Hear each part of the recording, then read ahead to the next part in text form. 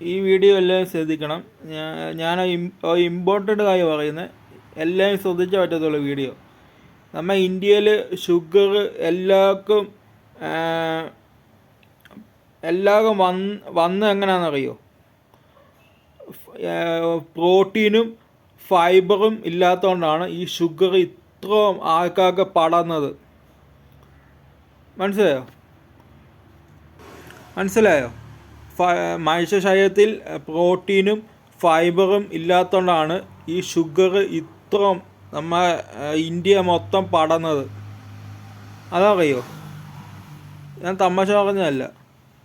ഒരാൾക്ക് ഈ കാര്യം അറിയത്തില്ല. അതറിയോ?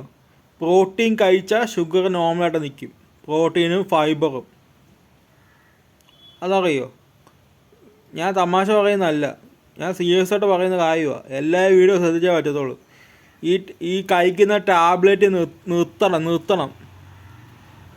നിർത്തണം. എല്ലാവരും ഫുള്ള് ആൾക്കാരും ടാബ്ലറ്റ് നിർത്തണം, ഗുളിക കഴിക്കുന്ന നിർത്തണം.